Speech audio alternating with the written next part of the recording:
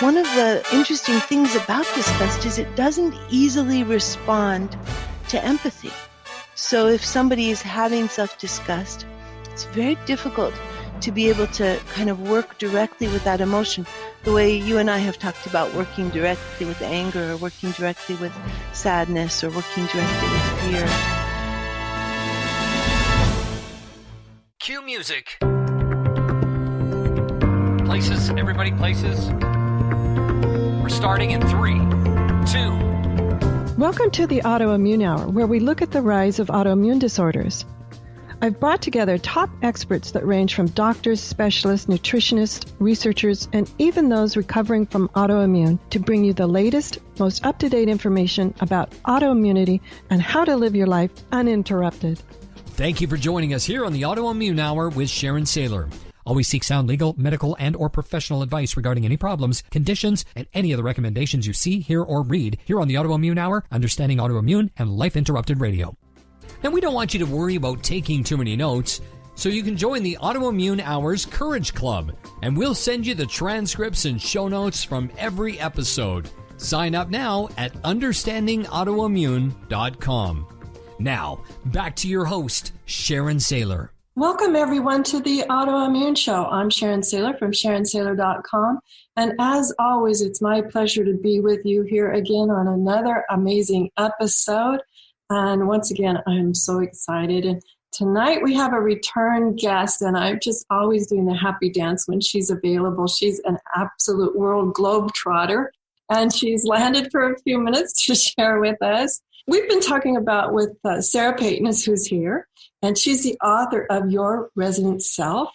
And, you know, for the longest time, she and I, if you go back and see some of the other episodes she's been on, we've been sharing the importance of understanding specific emotions. We did the importance of understanding anger, as one on how we talk to ourselves, so many that we've done. And tonight, I'm going to talk about a topic with Sarah that I don't think many of us even think about. I mean, I know you'll know the word when I say it, but when we started talking about it, I had a completely different definition of the word than Sarah did. And I said, Sarah, we got to talk about this. Your definition is so profound. So tonight, Sarah and I are going to talk about the importance of disgust. Yes, disgust. I know. So you guys probably already know Sarah, so I'll get more into her bio later. But Sarah, thanks for being on the show. Oh, Sharon, it's such a pleasure to be here with you again. Oh, and I'm so thrilled that you were able to find some time for us between all your world travels and talking about the importance of how we talk to ourselves and your book, Your Resonant Self, is just an amazing book. And I know it's flying off the shelves, and I know you're headed out again really soon. So thanks for taking the time to be on here. Let's talk about the word disgust, because when you and I chatted about this, I had a completely different definition. And then when you told me your definition, it resonated at a much more intense level with me. So let's just first define the word. Oh, thank you. The way that I define disgust is as one of our primary emotions, and it's a primary emotion that tells us when our boundaries are being violated, or when our sense of morality is not being accorded with or not being honored. So disgust is hugely important to let us know in a way that we matter. And it's quite extraordinary to begin to come to this place of honoring our disgust. I notice that when we're in just kind of day-to-day conversations with people and somebody says, well, I'm disgusted, or I feel disgust, or I feel a nausea, it's like the whole everybody will try to change the course of the conversation in order to be able to support this person who's having a reaction, to be able to not have that reaction, because of course it is so visceral. The experience of disgust actually raises our internal torso body temperature by 1 to 2 degrees Fahrenheit. So it's a viscerally felt emotion, but it also goes up from the body, up through the brainstem, through the amygdala, and has a track like the other emotions. It has a track that it travels on, sort of as if we had bus routes in our head. And with different emotions, we're riding on our different bus routes. So we have a bus route for disgust, and it's an important emotion, but it's one that we mostly try to avoid rather than saying, what is the wisdom that my disgust is bringing me. Now, I need a little bit more clarification, because for me, disgust, yes, it's visceral. But when you said someone maybe is like pushing your boundaries and you're having to stand your ground or any of those sorts of things, I guess my mind would have thought that I was running the anger track. But you're telling me it's more of a disgust bust stop. Yeah. Well, we did talk the last time we were together. We were talking about the surprising, life-serving capacity of rage. And indeed, rage does let us know, yes, my boundaries have been crashed through. And with disgust, it's like we're in a different exploration. There's an exploration that's more about integrity rather than safety. Okay, because that I do feel violated when someone's pushing my boundaries and not seeing that they keep on pushing. Even maybe I'm giving some nonverbal clues that, hey, maybe the eyebrows going up, something's happening that I'm hoping they're going to see the nonverbal clues, and they're not. So yes, I understand what you're saying now, because that does feel like a violation and an intrusion on my values. Mm-hmm. And one of the things that we do is that we as humans use disgust in ways that are really intense. Some of the ways that we use disgust are things that we might not feel very good about. If we're trying to mobilize a population to go to war against another population, for example, we'll use rhetoric that's about how the other people are animals of some kind, or that they're insects of some kind, they're lice or they're vermin.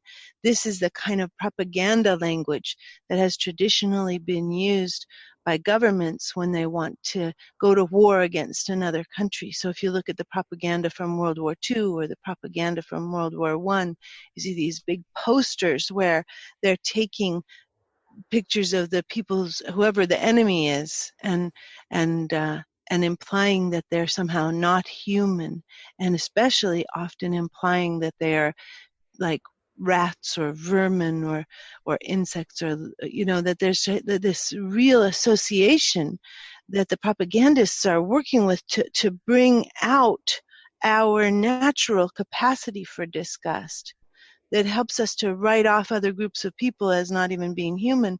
And of course, one of the ways that we most often experience disgust, especially when we're struggling with health issues, is we most often experience disgust as self-disgust. This is one of the things that I run into most often when I'm working with folks who want to kind of reclaim their brain and make it a good place to live. One of the things they have to work with is their own tendency to feel disgust about their own being, their own body, their own health. And this also is something that we've most often been taught, rather than it being a true expression, of the kind of what we get from life itself. Each of us is exactly right. Our bodies are right. And any struggles that we have with equilibrium and balance and health are honorable struggles. There's no way that anybody's body or body fluids are disgusting, but we can carry that as an internal message from an external world that turns away often from any kind of a perception of weakness, any kind of a perception of absolute invulnerability. That's kind of our standard of health and well-being. The total lone hero who's out to not have any relational connections and to save the world. Well, what's interesting to me is when you were saying that about the self-disgust, a time came up and I was flashing back to the early part of the diagnosis where things in my body were more out of control, and I was trying to stabilize. Now we're into the optimize, so that's a woohoo. But I'm thinking back to that time where I would catch myself apologizing to some healthcare worker for something that my body just did. Right. And I was so, I'm thinking about it now. I'm not sure I would have put the words on it until your definition, but I was disgusted that how dare my body do that when that healthcare worker did that. Right. Exactly. And how dare this body bleed, you know? How dare this body have diarrhea? How dare this body, you know, do all of the things that bodies do? How dare this body throw up, you know? As we heal, we move into a warmer and warmer relationship with ourselves and with our bodies and with our energy levels as well. Because people will often have like this disgust level for what their bodies do, but they'll also have a disgust for things that seem vulnerable. So if we cry, sometimes people will experience self-disgust, or if we're scared, people will have disgust for themselves. And it's quite a thing to try to live with.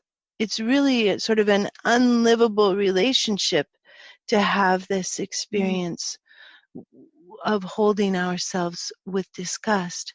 One of the interesting things about disgust is it doesn't easily respond to empathy. So if somebody is having self-disgust, it's very difficult to be able to kind of work directly with that emotion, the way you and I have talked about working directly with anger, or working directly with sadness, or working directly with fear. So one of the things that I recommend when we begin to try to use this language-based resonant response about feelings with disgust is that people imagine that it turned into a mat, that they turn their disgust into a mat that's lying all around them, and then they pick up the edge of the mat and they look underneath it. Oh, what a great metaphor. Yeah. So if somebody has self-disgust, like if I have self-disgust for the ways in which my health is a little rocky, and if I'm like, okay, let me find that disgust, and I have chronic skin stuff that I work with all the time, severely limits my diet. And so if I kind of feel into the way in which I turn away from myself, and I'm not fully warm and resonant with myself there. So the first thing I do is I feel my disgust, and then I allow it to kind of become as big as it is, stretching out around me. And then I pick it up and I look underneath. And underneath right now, as I'm kind of tuning into this, I find helplessness and sorrow and worry. And I can also find this sense, it almost brings tears to my eyes, a sense of the gap between what I want to be able to understand and know about myself and what I do know about myself. You know, that there are mysteries with our health where we're always trying to figure out, what can I eat? How much exercise? How much sleep? What brings the optimum state is, the optimization. And then there's like this space between what I know and what I wish I know, that I wish that I had all the answers for myself to be able to do self-care. So there's such a complexity. If we begin to notice our disgust and then look underneath it, it can be so complex. It does sound very complex, and I'm just thinking out loud here. One of the things that I just briefly touched on first is when we brought it up, I'm not sure I would have labeled a lot of these things as disgust, but now that you're talking about them, I'm like, for sure, that makes perfect sense. And to me, I'm thinking of them, going back to the time I just mentioned, that multiple times I've apologized to people for things that in reality I had no control over, really. I mean, it just happened, whatever that was. And that must have been disgust, to me, that I was like, and I'm thinking, I guess I would have put the word anger on it. I'm going back to that. Can we use that wording that you were so wise and just changed my life with that? You had said in one of our shows about anger, I'm angry at, or are you angry that? And I find that I'm wondering, I just feel like putting, am I disgusted at, or am I disgusted that? Oh, beautiful, beautiful inquiry. Yeah. Would that work for help me? Because I'm just having a tough time wrapping my head around the label disgust for some reason. Right. I wonder if it would be, if the differentiation we might make with disgust might be a bit like this. Disgust at the self-disgust covers grief and helplessness. Most often, that's what we find. Sometimes horror. So the differentiation might be disgust with self versus disgust with so much emotion that we can't digest it. So disgust with self versus disgust with undigestible emotion. Undigestible emotion. Wow. Yeah.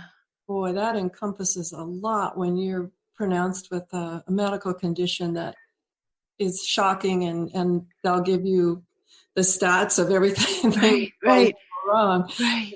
Very different type of diagnosis than when you get something as, a couple of aspirin in 10 days, you'll be fine. Wow. Right, exactly. Emotion. That is powerful.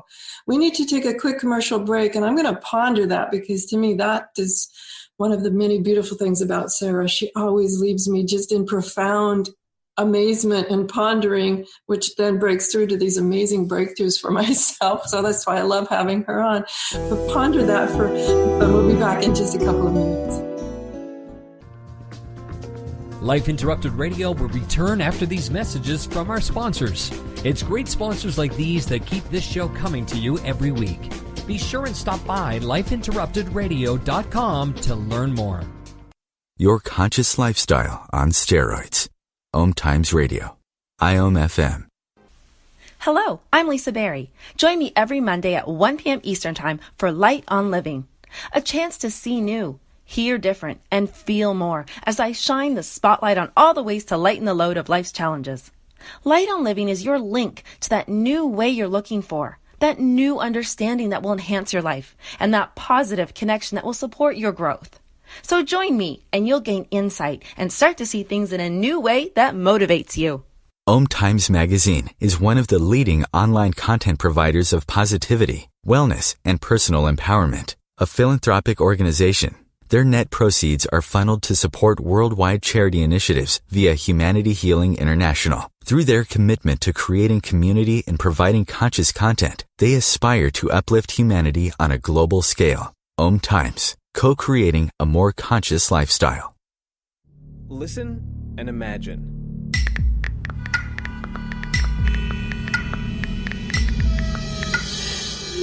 It takes 5 seconds to send a text, and for those 5 seconds, you're driving blind. Life is worth more than a text. Stay alive. Don't text and drive. Visit StopTextStopWrecks.org, a message brought to you by the National Highway Traffic Safety Administration, Project Yellow Light, Noise, and the Ad Council. Hi, this is Sharon, and of course you know me from here on the Autoimmune Hour.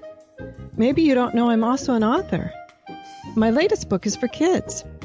It's Pinky Chenille and the Rainbow Hunters, a winner of a 5-star Reader's Favorite review. It's perfect for your early reader and a great bedtime story for your young adventurers. Check it out over at pinkychenille.com. That's PinkyChenille.com. See you there.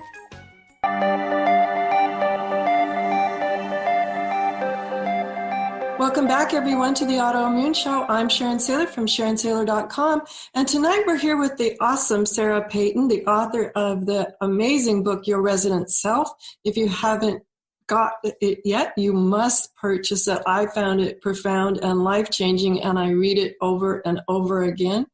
And she writes about just a joyful path of self-warmth and self-discovery using brain-conscious language. And that's the power behind, as you've been hearing this talk about disgust that we've been sharing, because that word to me meant so many things. And when Sarah and I were preparing for the show, I had a whole new awakening, as I always do when Sarah's on the show, about the power of language.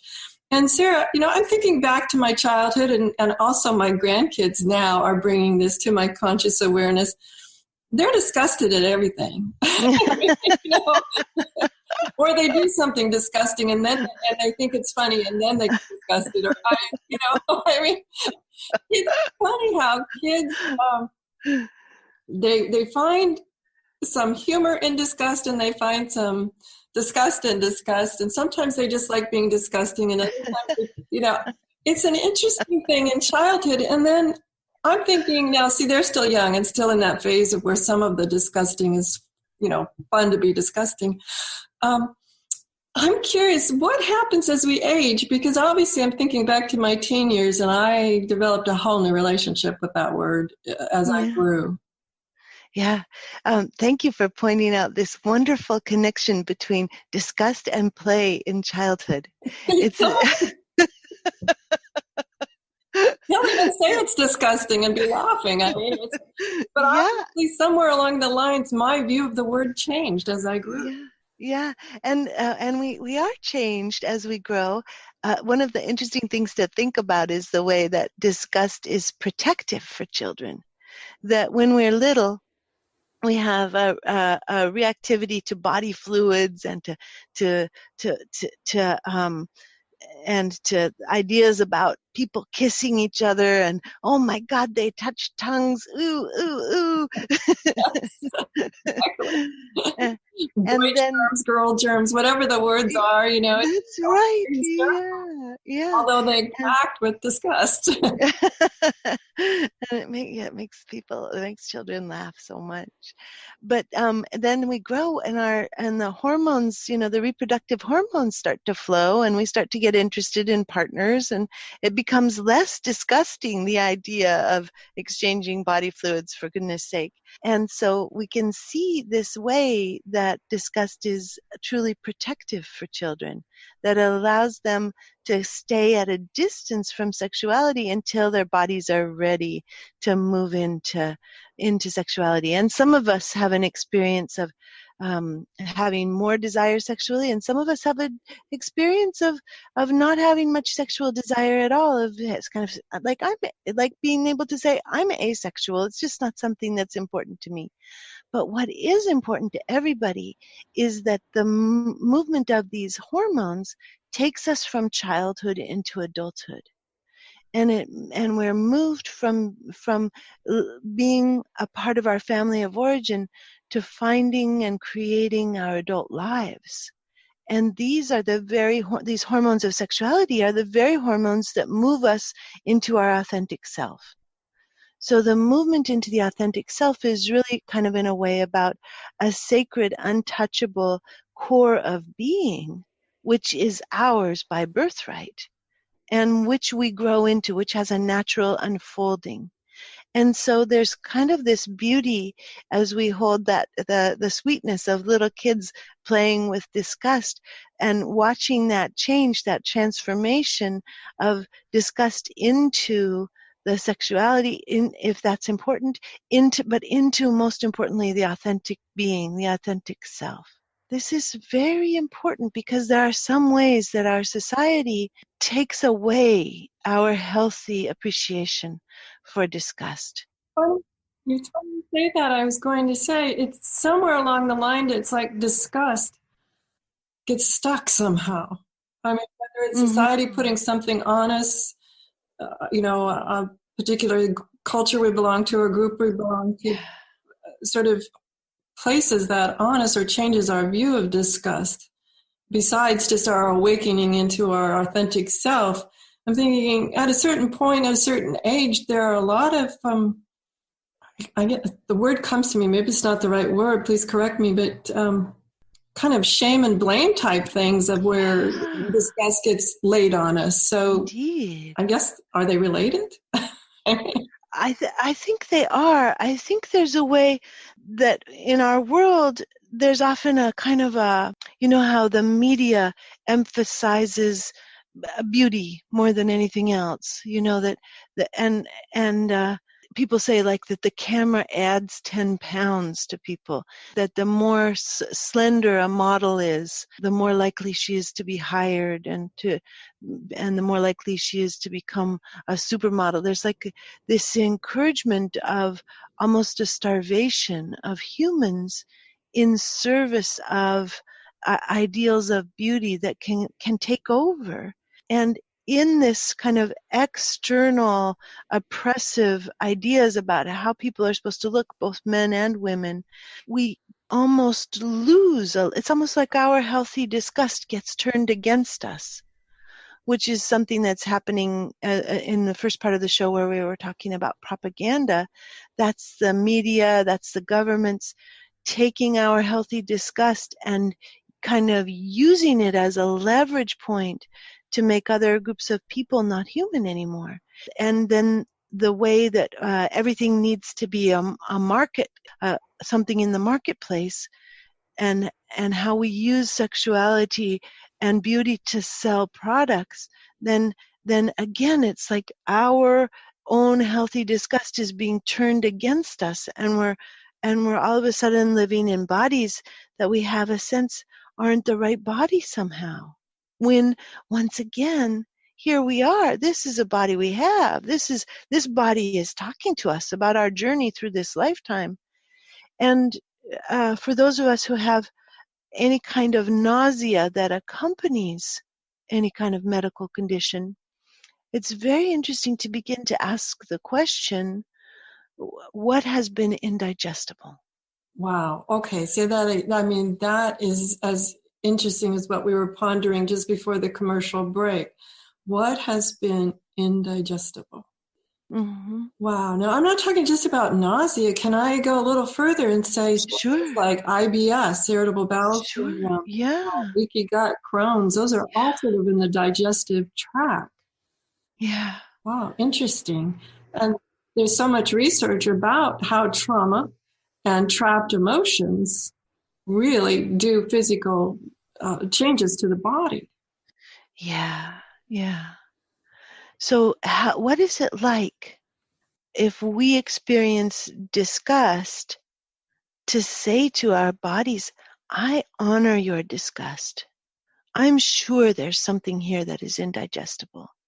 Let's just take a moment and acknowledge all of the indigestible things that have happened.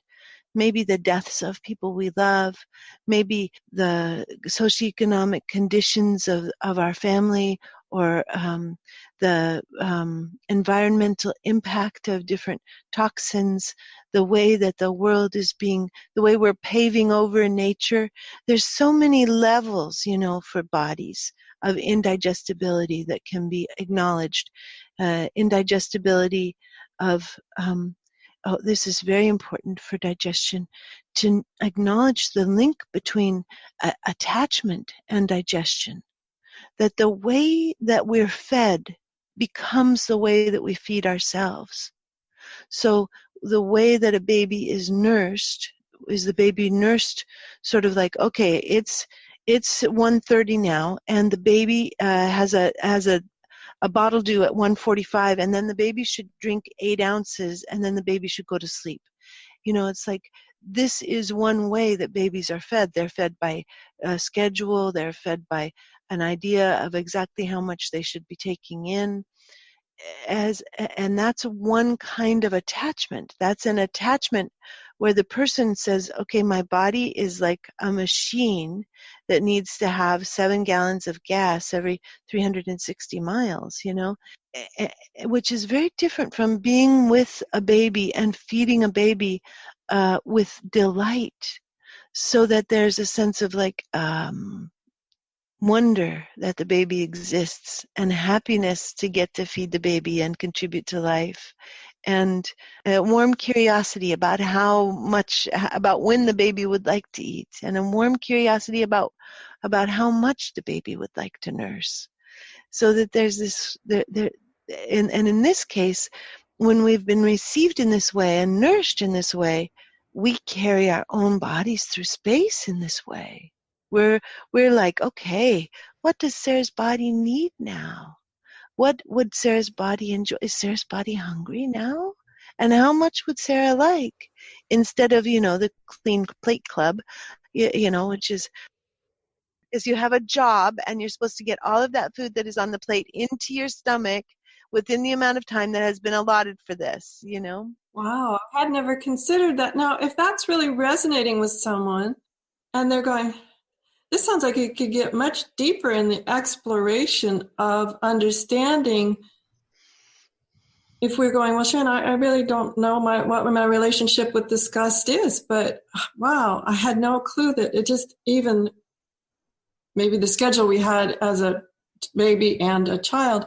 As we begin to explore some of these things about our past, what are some tips that you have that someone, I know you always have beautiful language, what are some tips that you have that people could go, oh, okay, now I've uncovered I was a regimented schedule baby feeder. How do I reprogram that? Is that reprogrammable?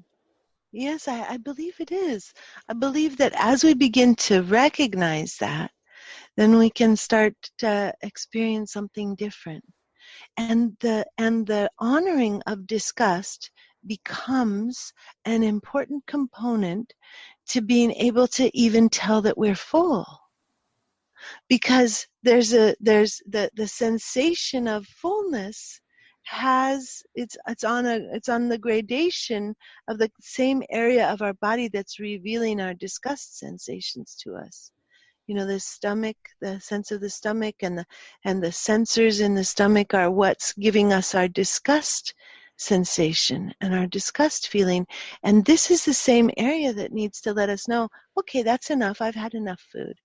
Any more, and it will become more than I need. It will become indigestible.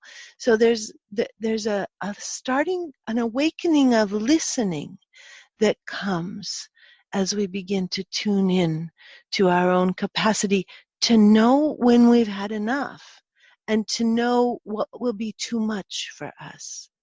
So there's one starting point, is this careful listening. And another is, as always, what I'm longing for is for each of us to begin to feel delight about our own existence. And if we have delight in our own existence, then we have curiosity about what might really nourish our bodies. Are we longing for salmon and peas? Or would we much prefer to have some boiled beets and a little bit of quinoa? Or would we love to have, a soup, a winter vegetable soup that's warm and nourishing? Nah, chocolate strawberries. Chocolate strawberries are talking to you. Your body's saying, I long for the sweetness and the tartness and the juiciness and the crispness and the toothsomeness of this beautiful dish. I want to pause here and take one more quick commercial break. When I come back, I'm going to say what actually came into my mind with the chocolate strawberries, and I want to go down that rabbit hole when we come back from this quick. Sure. Your conscious lifestyle on steroids. OMTimes Radio. IOM FM. Change and growth are part of natural life and also part of your spiritual life. Everyone needs support and guidance, especially during life passages. Upgrade yourself with the OMTimes Experts program. With OMTimes Experts, you have access to the best intuitive coaches, spiritual teachers, counselors, astrologists, and oracles. Our team was carefully selected so you can trust. Find out more at experts.omtimes.com. Grab a cup of tea or a glass of wine and tune in for Inspired Conversations with publisher Linda Joy on Tuesdays at 2 p.m. Eastern. Linda creates sacred space for leading female luminaries, empowering authors, heart-centered female entrepreneurs, coaches, and healers. A soulful venue where guests openly share the fears and obstacles they've overcome, wisdom and lessons learned, and the personal journey that led them to the transformational work they do in the world. Inspired Conversations to empower you on your path to authentic, soulful living. Research shows we apologize up to 10 times a day, and most of the time, we say sorry as a response to someone else's mistake. What if we thanked people instead of all that unnecessary apologizing? So instead of saying, sorry, I'm rambling, you say, thank you for listening. Join us at projectforgive.com, a free, non-religious resource on global forgiveness. Hi, this is Sharon. And of course you know me from here on the Autoimmune Hour. Maybe you don't know I'm also an author. My latest book is for kids. It's Pinky Chenille and the Rainbow Hunters, a winner of a 5-star reader's favorite review. It's perfect for your early reader and a great bedtime story for your young adventurers. Check it out over at pinkychenille.com. That's PinkyChenille.com. See you there.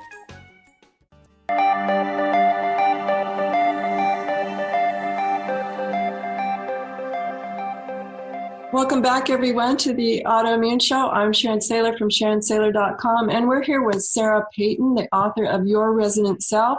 And we've been talking about this, creating a joyful path and understanding how disgust plays into that.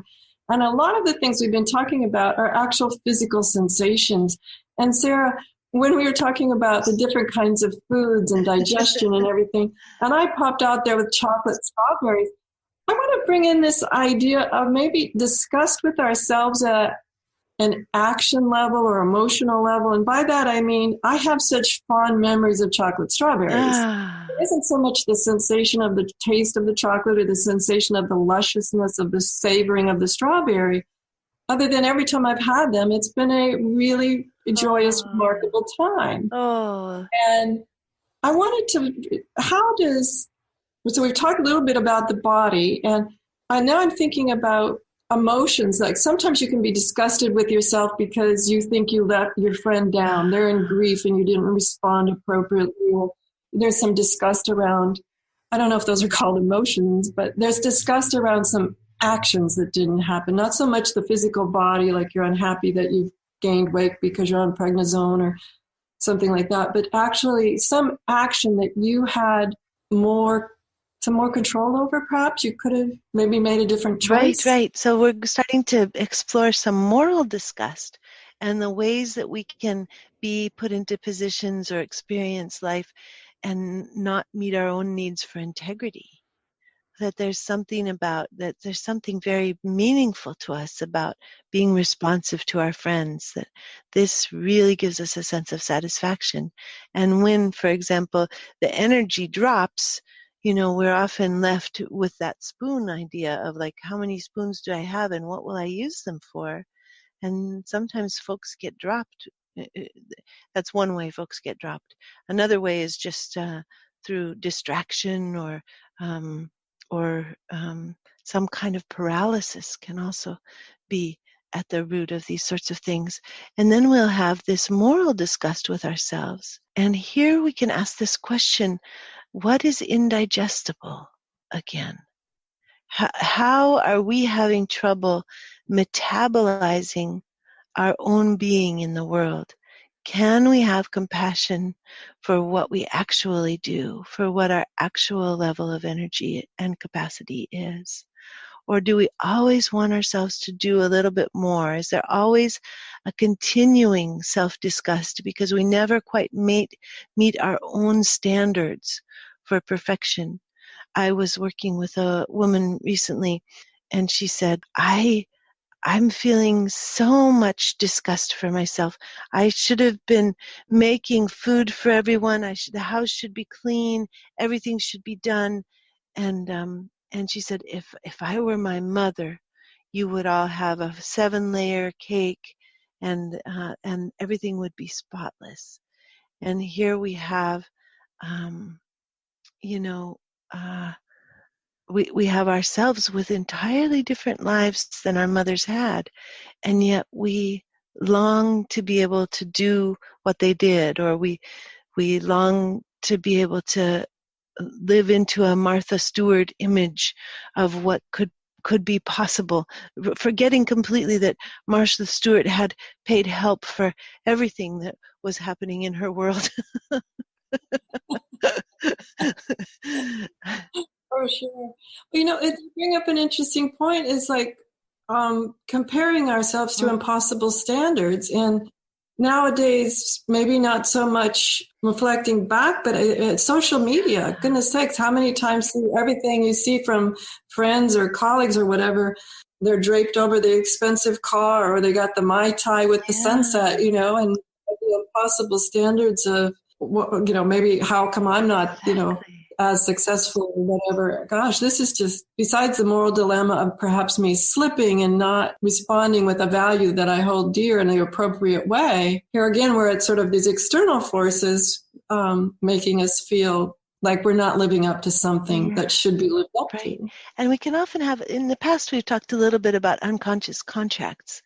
We can have unconscious contracts that are connected with disgust. I, Sarah, solemnly swear to my essential self that I will have disgust for Sarah when she falls short of the goals and intentions that I have set for her, in order to never let her off the hook, so that she never stops trying, so that we can preserve some hope of moments of perfection, no matter the cost to myself.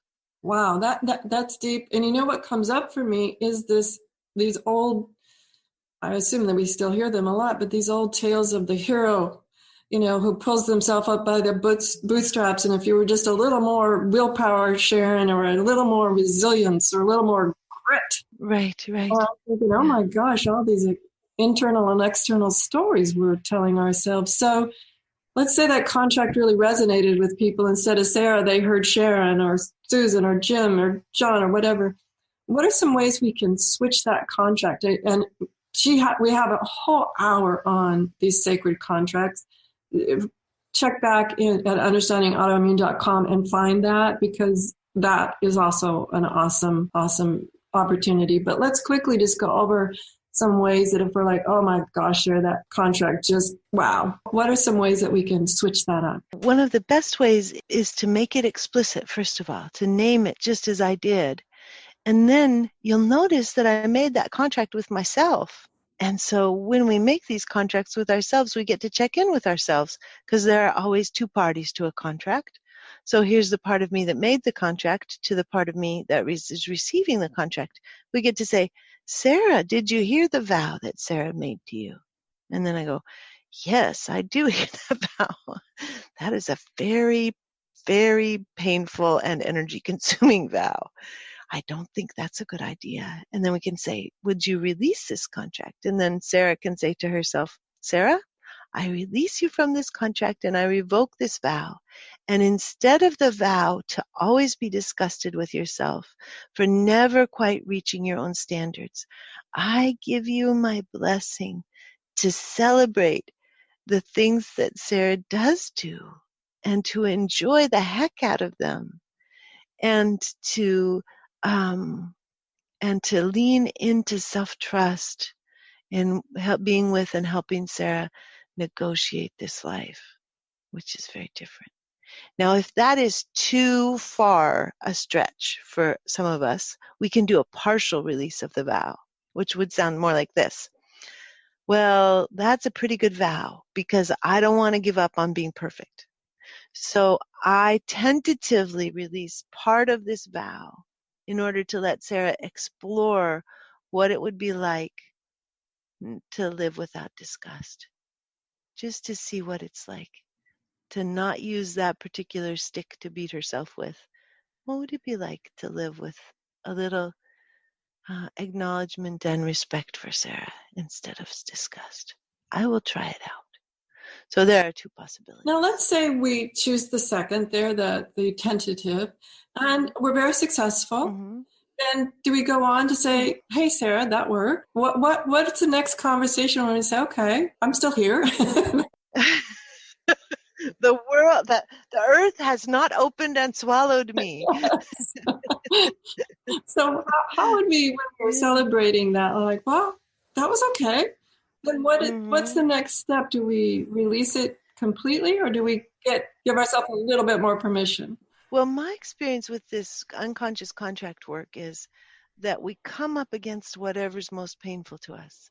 And then we do the release the contract, and then we're on to the next thing, and we live a little bit into it, and then we discover what is the next most painful thing. The next most painful thing may not be disgust. The next most painful thing may be that we constantly want to control what our 20-year-old son does, and to make him, straighten up and fly right. That may become the most important thing, the thing that we find we're most obsessing over. The vows, the contract work, lets us kind of work with whatever our default mode network is being most obsessive about. So my tendency is to follow the body on this, and if it's knocking at the door for more release of disgust vows, then to go there. But if something else is knocking on the door, then to follow that. That's great advice. I find that advice really important, just to leave it alone. I did not take a straight trajectory in my optimization out of autoimmune for sure. And I think that was critically important, that with your help as well as the rest of my team, to explore some of these things as they pop up. Yeah. One of those things that I've noticed, sort of as they say, the teacher will appear when you're ready, but sometimes the emotion will appear when you're ready. Yeah, that's so true. And now that people know, now that our listeners know to begin to honor their disgust, then their disgust will begin to speak to them in new ways. Let's talk about sort of the shadow side of this. What happens if you're saying, well, Sharon, okay, I'll deal with my disgust, but I'm really disgusted at XYZ for, I'll just use the word Joe because, or I'm really disgusted at Susan because. What if we're like projecting disgust? Mm-hmm. Do you know that happening? I mean, yeah, absolutely. So here again, I think we can do something with our disgust digest kind of pairing here. And we can say when we have disgust about somebody else, what is indigestible? What is it that we want to be true that's not true?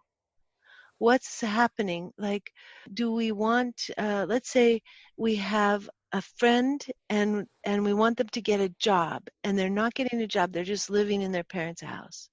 We may start to feel disgust for them, and we can ask this question, what am I not digesting? And this helps us to look under that mat again.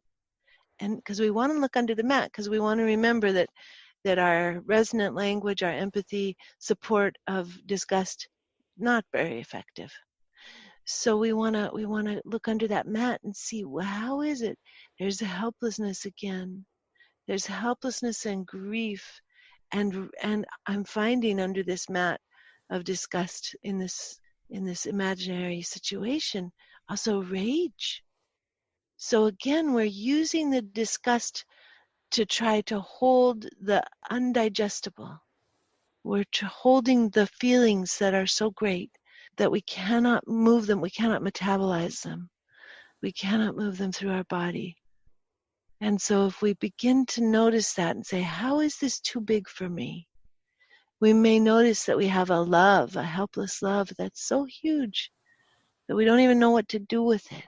We may notice that we have a terror for people's well-being that's underneath our disgust.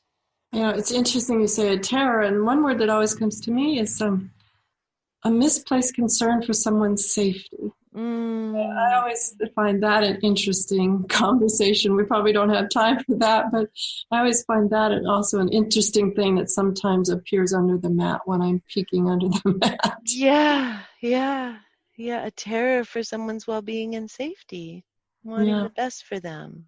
Or what we'll say, my version of the best for them.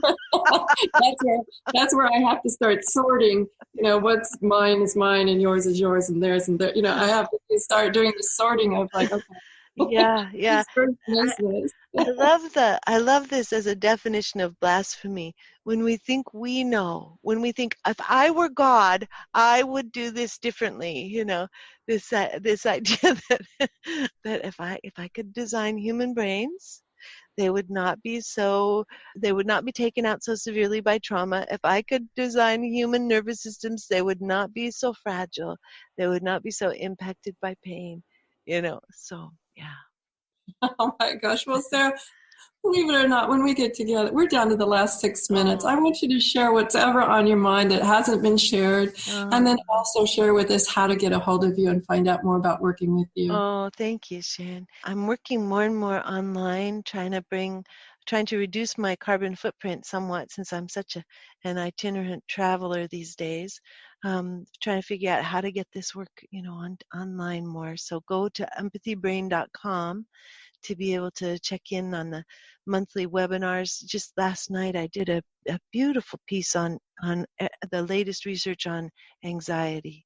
And that, of course, is very important for maintaining health and well-being, is beginning to diffuse the intensity of anxiety that we may live with.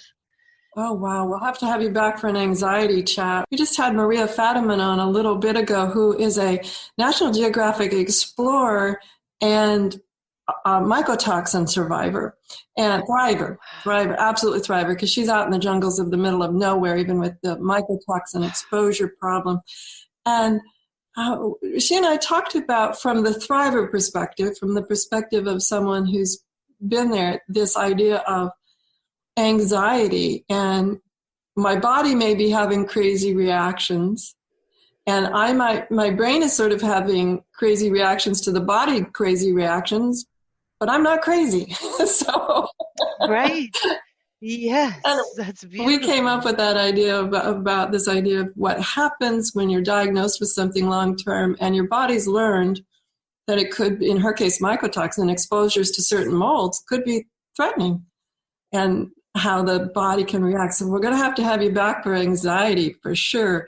And just in the last 4 minutes, what final thoughts can you share with people? What I'd love is for all of us to walk away from this time together honoring our disgust, noticing those moments when we cannot digest what is here in front of us, and holding ourselves with warmth and comfort and acknowledgement and a little resonance for the enormity of life and what it throws at us, and how indigestible many of our days are. And just kind of being with ourselves with a lot of acknowledgement and care in the experience of today's world, in the experience of today's life. That's beautiful. That's beautiful.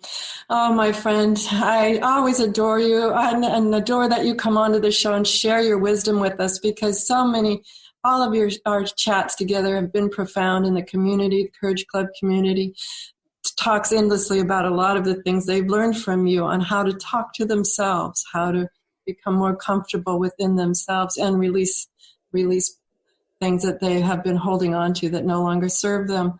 So everyone, that's Sarah Peyton. Get her book, Your Resonant Self. You can find it at all the local outlets as well as online. And her website is empathybrain.com. Isn't that right, Sarah? Empathy? That's exactly right. Okay. Yep. No spaces. Yep. Empathy. I was worried that there might be the or something, but It's just empathybrain.com. You can find out more about Sarah and all about how I love it how she synthesizes all the science behind neuroscience and how our brain works and brings it out into a language that the rest of us can understand. So, thank you so much, Sarah, for being on the show again, everyone. That's understanding just an insightful discussion into the word of disgust. I'm profoundly changed after that, because that was not my definition when we went into this. So thank you.